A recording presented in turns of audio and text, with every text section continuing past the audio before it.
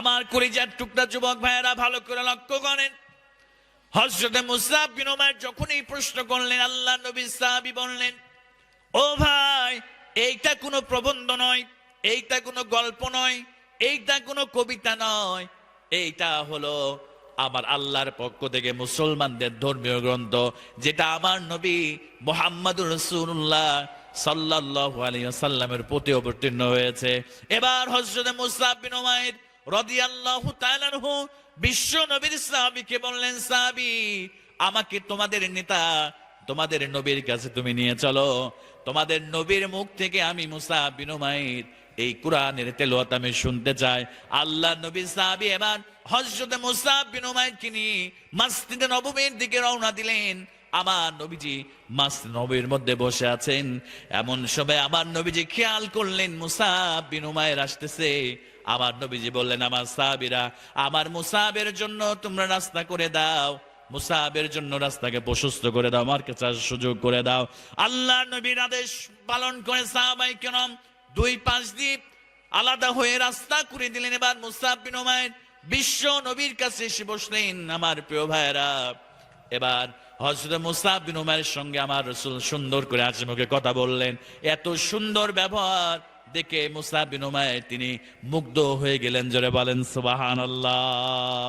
কারণ আমার রাসূলের ব্যবহার, আমার রাসূলের আখলাক, আমার রাসূলের চরিত্রের মতো চরিত্র এই পৃথিবীতে কিয়ামত পর্যন্ত দ্বিতীয়টি কি আর কেউ আসবে প্রিয় ভাইয়েরা? দ্বিতীয়টি আসবে না। আমার রাসূলের আখলাকের মতো, ব্যবহারের মতো, এত সুন্দর আচরণের মানুষ এই পৃথিবীতে ছিল না, কিয়ামত পর্যন্ত দ্বিতীয়টি আসবে না। জোরে বলেন আল্লাহু আকবার। আমার মুসলমান ভাইয়েরা, বিশ্ব নবী সাল্লাল্লাহু আলাইহি ওয়াসাল্লামের ব্যবহার দেখে হযরত মুসআব বিন উমাইর মুগ্ধ হয়ে গেলেন।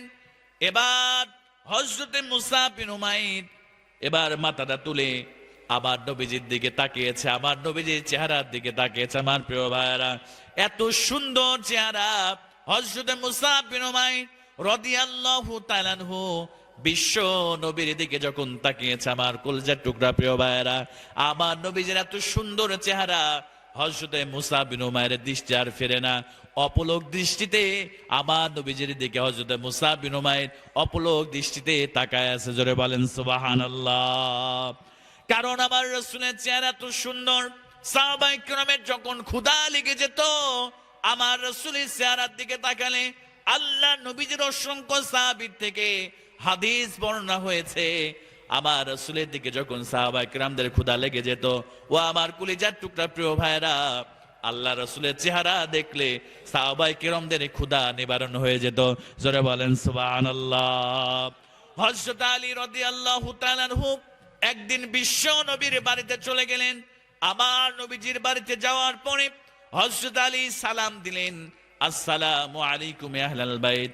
ও আমার প্রিয় ভাইরা, ভালো করে লক্ষ্য করেন, হযরত আলী যখন সালাম দিলেন, আমার নবীজি বাড়িতে নাই। আম্মা জান খাদিজা রাদিয়াল্লাহু তাআলা আনহা দরজাটা খুলে দিলেন, দেখলেন জামাতা আলী এসেছে। আলীর দিকে তাকায় দেখি হযরত আলীর চেহারার মধ্যে মলিনতার ছাপ, মনে হয় কয়েকদিন যাবত খাবার গ্রহণ করে না। আম্মা জান খাদিজা বললেন, ও আলী, তোমাকে দেখে প্রচন্ড ক্ষুধার্ত মনে হয়।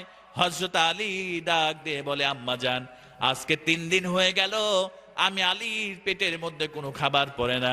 এই যে দেখেন, আলী পেটের মধ্যে পাথর বেঁধে দিনের কাজগুলো করে, আমি আলী ইসলামের কাজগুলো করে, দিনের কাজগুলো করে, কোরআনের দাওয়াত মানুষের দ্বারে দিয়ে দেই। আল্লাহ নবীজির স্ত্রী আম্মা জান খাদিজা আবার ডাক দিয়ে বলেন, আলী রে, তুমি বুঝি বিশ্ব নবীর বাড়িতে এসেছো খাবার গ্রহণ করার জন্য? আলী রে, শুনে নাও, আজ 3টা দিন হয়ে গেল তোমার রাসূলের ঘরে চুলা জ্বলে না। তোমার রাসূল স্বয়ং নিজে পেটের সঙ্গে পাথর বেঁধে কোরআনের দাওয়াত দিক বিদিক ছড়িয়ে দেয়। জোরে বলেন আল্লাহু আকবার।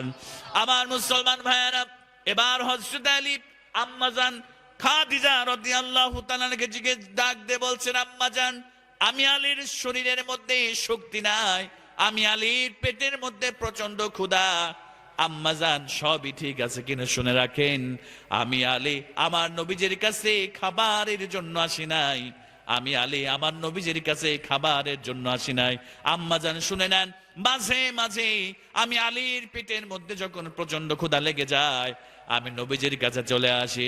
আমার নবীজির নুরানি চেহারার দিকে আমি যখন আলী তাকাই, আল্লাহ পাক রব্বুল আলামিন আমি আলীর পেটের ক্ষুধাটা আল্লাহ পাক নিবারণ করে দেয়। জোরে বলেন সুবহানাল্লাহ।